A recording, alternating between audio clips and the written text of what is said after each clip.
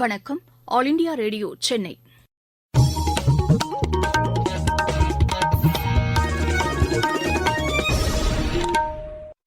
மாநிலச் செய்திகள் வாசிப்பவர் வடிவழகி கபிலன். தலைப்புச் செய்திகள். எண்ணெய் வித்துக்களின் உற்பத்தியை அதிகரிக்க மத்திய அமைச்சரவை எடுத்துள்ள முடிவு இத்துறையில் மிகப்பெரிய மாற்றத்தை ஏற்படுத்தும் என்று பிரதமர் திரு நரேந்திர மோடி கூறியுள்ளார்.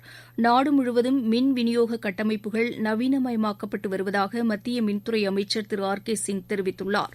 தமிழகத்தில் கோயில்களில் 5 ஆண்டுகளுக்கு மேல் பணிபுரியும் 380 பேர் விரைவில் பணி நிரந்தரம் செய்யப்படுவார்கள் என்று இந்து சமய அறநிலையத்துறை அமைச்சர் திரு சேகர் பாபு தெரிவித்துள்ளார். தேசிய நல்லாசிரியர் விருதுக்கு தமிழகத்திலிருந்து 2 பேர் தேர்வு செய்யப்பட்டுள்ளனர்.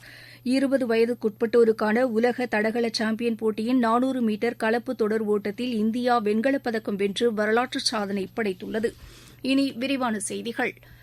எண்ணெய் வித்துக்களின் உற்பத்தியை அதிகரிக்க வகை செய்யும் தேசிய இயக்கம் ஒன்றை தொடங்குவது என்ற மத்திய அமைச்சரவை முடிவு இத்துறையில் மிகப்பெரிய மாற்றத்தை ஏற்படுத்தும் என்று பிரதமர் திரு நரேந்திர மோடி கூறியுள்ளார். நாட்டில் பனை எண்ணெய் உற்பத்தியில் ஈடுபட்டுள்ள விவசாயிகளுக்கும் இந்த எண்ணெய் உற்பத்தியில் நாடு சுயசார்பு நிலையை எட்டவும் இது உதவும் என்று டுவிட்டரில் அவர் தெரிவித்துள்ளார். வடகிழக்கு பகுதிகளும் அந்தமான் நிக்கோபார் தீவு பகுதிகளும் குறிப்பாக பயனடையும் என்றும் அவர் கூறியுள்ளார். நாடு முழுவதும் மின் விநியோகத்தை மேம்படுத்தும் வகையில் அத்துறையில் நவீன தொழில்நுட்பங்களை மத்திய அரசு புகுத்தி வருவதாக மத்திய மின்சாரம் மற்றும் புதுப்பிக்கத்தக்க எரிசக்தித்துறை அமைச்சர் திரு ஆர் கே சிங் தெரிவித்துள்ளார். அகில இந்திய வானொலிக்கு அவர் அளித்துள்ள சிறப்பு பேட்டியில் மின் விநியோக கட்டமைப்புகளும் மின் தொகுப்புகளும் நவீனமயமாக்கப்பட்டு வருவதாக கூறினார். தேசிய ஜனநாயக கூட்டணி ஆட்சியில் மின் உற்பத்தியில் நாடு உபரி நிலையை எட்டியுள்ளதாகவும் அவர் தெரிவித்தார். நாடு முழுவதும் செலுத்தப்பட்டுள்ள கோவிட் தடுப்பூசிகளின் எண்ணிக்கை 56 கோடியே 57 லட்சமாக அதிகரித்துள்ளது. நேற்று மட்டும் 48 லட்சத்திற்கும் அதிகமான தடுப்பூசிகள் செலுத்தப்பட்டதாக மத்திய சுகாதார அமைச்சகம் கூறியுள்ளது. இதனிடையே மத்திய அரசு மாநிலங்களுக்கு இதுவரை 57 கோடியே 88 லட்சத்திற்கும் அதிகமான தடுப்பூசிகளை வழங்கியுள்ளது. வரும் நாட்களில் 18 லட்சத்து 62,000த்திற்கும் அதிகமான தடுப்பூசிகள் மாநிலங்களுக்கு வழங்கப்படும் என்று மத்திய சுகாதார அமைச்சகம் கூறியுள்ளது. இந்நிலையில் தமிழகத்தில் புதிதாக 1797 பேருக்கு கோவிட் தொற்று உறுதி செய்யப்பட்டுள்ளது. 1908 பேர் இந்நோய் தொற்றிலிருந்து குணமடைந்தனர். தற்போது மாநிலம் முழுவதும் 20,083 பேர் சிகிச்சை பெற்று வருவதாக மக்கள் நல்வாழ்வுத்துறை தெரிவித்துள்ளது.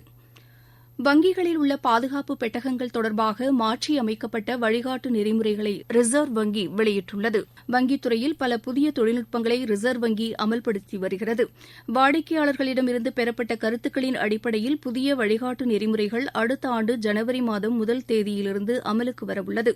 பாதுகாப்பு பெட்டகங்கள் தொடர்பாக கிளை அளவில் பட்டியல் பராமரிக்கப்பட வேண்டும் என்றும் இவற்றில் வெளிப்படைத்தன்மையை கடைபிடிக்க வேண்டும் என்றும் கேட்டுக் கொள்ளப்பட்டுள்ளது. சட்டவிரோதமான மற்றும் தீப்பற்றக்கூடிய பொருட்களை பெட்டகங்களில் வைப்பதை தடுக்கும் வகையில் இந்திய வங்கிகள் சங்கம் உருவாக்கியுள்ள மாதிரி பாதுகாப்பு பெட்டக ஒப்பந்தத்தை வங்கிகள் கடைபிடிக்க வேண்டும் என்றும் ரிசர்வ் வங்கி கேட்டுக் கொண்டுள்ளது. தமிழகத்தில் கோயில்களில் 5 ஆண்டுகளுக்கு மேல் பணிபுரியும் 380 பேர் விரைவில் பணி நிரந்தரம் செய்யப்படுவார்கள் என்று இந்து சமய அறநிலையத்துறை அமைச்சர் திரு சேகர்பாபு தெரிவித்துள்ளார். சென்னையில் நேற்று நடைபெற்ற திருக்கோயில் அர்ச்சகர்கள் மற்றும் செயல் அலுவலர்கள் கலந்து கொண்ட ஆய்வுக் கூட்டத்திற்கு பின்னர் செய்தியாளர்களிடம் பேசிய அவர் இதுகுறித்த கருத்துரு துறையின் சார்பில் அரசுக்கு அனுப்பப்பட்டுள்ளதாக கூறினார். 539 திருக்கோயில்களுக்கு பெரும் வரைவு திட்டம் தயார் செய்யப்பட்டு வருவதாகவும் அவர் தெரிவித்தார். ஆகம விதிப்படி பயிற்சி பெற்ற அர்ச்சகர்களுக்கே பணி நியமன ஆணைகள் வழங்கப்பட்டுள்ளதாகவும் அமைச்சர் கூறினார். தெலங்கானா மாநில ஆளுநர் திருமதி தமிழிசை சவுந்தரராஜனின் தாயார் கிருஷ்ணகுமாரியின் உடலுக்கு தலைவர்கள் பலர் அஞ்சலி செலுத்தினர். ஹைதராபாத்தில் காலமான அவரது உடல் நேற்று சென்னைக்கு கொண்டுவரப்பட்டது. அவரது உடலுக்கு தமிழக ஆளுநர் திரு பன்வாரிலால் புரோஹித், முதலமைச்சர் திரு மு க ஸ்டாலின், எதிர்க்கட்சித் தலைவர் திரு எடப்பாடி பழனிசாமி, அஇஅதிமுக ஒருங்கிணைப்பாளர் திரு ஓ பன்னீர்செல்வம், புதுச்சேரி முதலமைச்சர் திரு ரங்கசாமி உட்பட பல்வேறு கட்சித் தலைவர்கள் நேரில் அஞ்சலி செலுத்தினர். நீங்கள் கேட்டுக் கொண்டிருப்பது ஆல் இண்டியா ரேடியோவின் மாநில செய்தி அறிக்கை.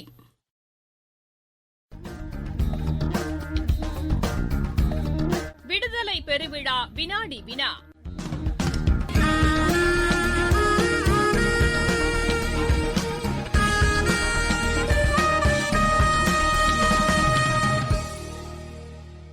நாட்டின் 75வது சுதந்திர தினத்தையொட்டி சென்னை அகில இந்திய வானொலியின் மாநில செய்திப்பிரிவும் இந்தியன் வங்கியும் இணைந்து நடத்தும் விடுதலை பெருவிழா சிறப்பு வினாடி வினாவில் இன்று இடம்பெறும் கேள்வி: சட்ட மறுப்பு இயக்கத்தின் தொடக்கமாக மகாத்மா காந்தி மேற்கொண்ட போராட்டம் எது?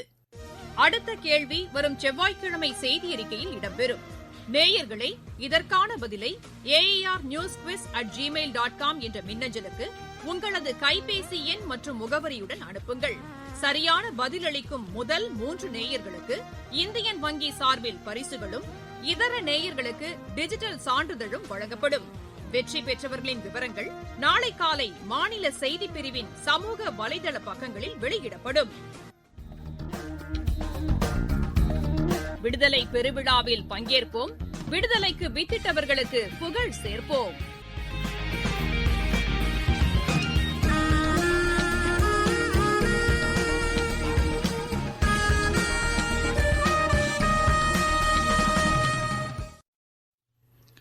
தேசிய நல்லாசிரியர் விருதுக்கு ஈரோடு மாவட்டம் மொடக்குறிச்சி அரசு மேல்நிலைப்பள்ளி தலைமை ஆசிரியர் திருமதி லலிதா, திருச்சி மாவட்டம் பிராட்டியூர் ஊராட்சி ஒன்றிய நடுநிலைப்பள்ளி தலைமை ஆசிரியர் திருமதி ஆஷாதேவி ஆகியோர் தேர்வு செய்யப்பட்டுள்ளனர். மாணவர்களுக்கு ஆராய்ச்சி சார்ந்த கல்வியை புகட்டும் பணியில் தாம் மகிழ்ச்சியுடன் ஈடுபட்டு வருவதாக விருது பெறும் ஆசிரியர்களில் ஒருவரான திருமதி லலிதா கூறினார். லலிதா, மொடக்குறிச்சி அரசு மகளிர் மேல்நிலைப் பள்ளியின் தலைமை ஆசிரியராக பணியாற்றி வருகிறேன். எனக்கு 2021 தேசிய நல்லாசிரியர் விருது கிடைத்ததுக்கு மிகுந்த மகிழ்ச்சி அடைகிறேன். தேர்ந்தெடுப்பதற்கு மிக முக்கிய காரணம் என்ன அப்படின்னா, கற்பித்தல் முறைகள், இனோவேட்டிவான டெக்னாலஜி, சோதனை வழி கற்பித்தல், அன்றாட வாழ்க்கையோடு தொடர்பு படுத்தி அன்றாட வாழ்க்கைக்கு உள்ள பிரச்சனைகளுக்கு தீர்வு காணும்படியா இயற்பியல் கருத்துக்களை கான்டென்ட் பேஸ்டு இல்லாம ஒரு கான்செப்ட் பேஸ்டு டீச்சிங், அந்த ஒரு பர்பஸ்க்காக அதுக்காகவும் ஒரு டெக்னாலஜி 2009 இருந்து நான் தொழில்நுட்பத்தை பயன்படுத்தி மாணவர்களுக்கு பாடம் நடத்தி வரோம். ஒரு இனோவேட்டிவ் டீச்சிங் மெத்தடாலஜி அதுக்காக மெயினா கொடுத்திருக்காங்க. வளிமண்டல மேலடுக்கு சுழற்சி மற்றும் வெப்பச்சலனம் காரணமாக தமிழ்நாட்டில் இன்று நீலகிரி, கோவை மற்றும் கடலோர மாவட்டங்களின் ஓரிரு இடங்களில் லேசானது முதல் மிதமான மழை பெய்யக்கூடும் என்று சென்னை வானிலை ஆய்வு மையம் தெரிவித்துள்ளது. சென்னையை பொறுத்தவரை வானம் பொதுவாக மேகமூட்டத்துடன் காணப்படும். நகரின் ஒரு சில பகுதிகளில் இடி மின்னலுடன் கூடிய லேசானது முதல் மிதமான மழை பெய்யக்கூடும் என்று அறிவிக்கப்பட்டுள்ளது. தென்மேற்கு மற்றும் மத்திய மேற்கு அரபிக்கடல் பகுதிகளில் மணிக்கு 40 முதல் 50 கிலோமீட்டர் வேகத்தில் பலத்த காற்று வீசக்கூடும் என்பதால் அப்பகுதிகளில் மீன்பிடிக்க செல்ல வேண்டாம் என்று மீனவர்கள் அறிவுறுத்தப்பட்டுள்ளனர். இருவரிச் செய்திகள். ஆப்கானிஸ்தானை தாலிபான்கள் தங்களது கட்டுப்பாட்டுக்குள் கொண்டு வந்தவுடன் நாட்டை விட்டு வெளியேறிய முன்னாள் அதிபர் அஷ்ரப் கனிக்கு ஐக்கிய அரபு எமிரேட்ஸ் தஞ்சம் அளித்துள்ளது. ஆப்கானில் ஜலாலாபாத் நகரில் தாலிபான்களுக்கு எதிரான போராட்டத்தின் போது நடைபெற்ற துப்பாக்கிச் சூட்டில் 3 பேர் உயிரிழந்தனர். நியூயார்க்கில் நேற்று நடைபெற்ற ஐநா பாதுகாப்பு கவுன்சில் கூட்டத்தில் வெளியுறவுத்துறை அமைச்சர் திரு ஜெய்சங்கர் கலந்து கொண்டு உரையாற்றினார். இந்தியா வியட்நாம் கடற்படை கூட்டு பயிற்சி ஒத்திகை நேற்று தென்சீன கடற்பகுதியில் நடைபெற்றது. கடற்படையில் ஒத்துழைத்து செயல்படுவதற்கான ஒப்பந்தத்தில் இந்தியாவும் ஆஸ்திரேலியாவும் கையெழுத்திட்டுள்ளன. பீகார், அசாம் மாநிலங்களில் வெள்ள நிலைமை தொடர்ந்து மோசமடைந்து வருவதால் மீட்பு மற்றும் நிவாரணப் பணிகள் தீவிரப்படுத்தப்பட்டுள்ளன. உத்தரப்பிரதேச மாநிலத்தில் ஆரம்ப பள்ளிகள் அடுத்த மாதம் 1ஆம் தேதி திறக்கப்படும் என்று அம்மாநில அரசு அறிவித்துள்ளது. ஸ்ரீபெரும்புதூரில் குடிமைப் பொருள் அதிகாரிகள் வாகன சோதனையில் ஈடுபட்டபோது லாரியில் கடத்தி வரப்பட்ட 15 டன் ரேஷன் அரிசியை பறிமுதல் செய்தனர். விளையாட்டுச் செய்திகள். 20 வயதுக்குட்பட்டோருக்கான உலக தடகள சாம்பியன் போட்டியின் 400 மீட்டர் கலப்பு தொடர் ஓட்டத்தில் இந்தியா வெண்கலப் பதக்கம் வென்று வரலாற்று சாதனை படைத்துள்ளது. நைரோபியில் நடைபெற்று வரும் இப்போட்டியில் அப்துல் ரசாக், பிரியா மோகன், சும்மி, கபில் ஆகியோர் அடங்கிய இந்திய அணி 3 நிமிடம் 20 வினாடிகளில் பந்தய தூரத்தை கடந்தது. வெண்கலப் பதக்கம் வென்ற இந்திய அணியினருக்கு மத்திய விளையாட்டுத்துறை அமைச்சர் திரு அனுராக் தாக்கூர் வாழ்த்து தெரிவித்துள்ளார். ஆடவர் பிரிவு ஈட்டி எறிதல் இறுதிப் போட்டிக்கு இந்தியாவின் கன்வர் அஜய்ராஜ் சிங், ஜெயக்குமார் ஆகியோர் தகுதி பெற்றுள்ளனர். அமெரிக்காவில் நடைபெற்று வரும் சர்வதேச சேலஞ்சர் மகளிர் இரட்டையர் பிரிவு காலிறுதிச் சுற்றுக்கு இந்தியாவின் அங்கிதா ரெய்னா, ஜார்ஜியாவின் எக்கட்டெரினே இணை முன்னேறியுள்ளது. இன்று நடைபெறவுள்ள காலிறுதிச் சுற்றில் இந்த இணை ஜெர்மனியின் மோனா பார்த்தல், தைவானின் யூ சி இணையை எதிர்கொள்கிறது. மீண்டும் தலைப்புச் செய்திகள். எண்ணெய் வித்துக்களின் உற்பத்தியை அதிகரிக்க மத்திய அமைச்சரவை எடுத்துள்ள முடிவு இத்துறையில் மிகப்பெரிய மாற்றத்தை ஏற்படுத்தும் என்று பிரதமர் திரு நரேந்திர மோடி கூறியுள்ளார். நாடு முழுவதும் மின் விநியோக கட்டமைப்புகள் நவீனமயமாக்கப்பட்டு வருவதாக மத்திய மின்துறை அமைச்சர் திரு ஆர் கே சிங் தெரிவித்துள்ளார். தமிழகத்தில் கோயில்களில் 5 ஆண்டுகளுக்கு மேல் பணிபுரியும் 380 பேர் விரைவில் பணி நிரந்தரம் செய்யப்படுவார்கள் என்று இந்து சமய அறநிலையத்துறை அமைச்சர் திரு சேகர்பாபு தெரிவித்துள்ளார். தேசிய நல்லாசிரியர் விருதுக்கு தமிழகத்திலிருந்து 2 பேர் தேர்வு செய்யப்பட்டுள்ளனர். 20 வயதுக்குட்பட்டோருக்கான உலக தடகள சாம்பியன் போட்டியின் 400 மீட்டர் கலப்பு தொடர் ஓட்டத்தில் இந்தியா வெண்கலப் பதக்கம் வென்று வரலாற்று சாதனை படைத்துள்ளது. இத்துடன் இந்த செய்தி அறிக்கை நிறைவு பெற்றது. எமது செய்திகளை உடனுக்குடன் AIR நியூஸ் _சென்னை என்ற டுவிட்டர் பக்கத்திலும், செய்தி தொகுப்புகளை all India radio news Chennai என்ற யூடியூப் சேனலிலும் அறிந்து கொள்ளலாம்.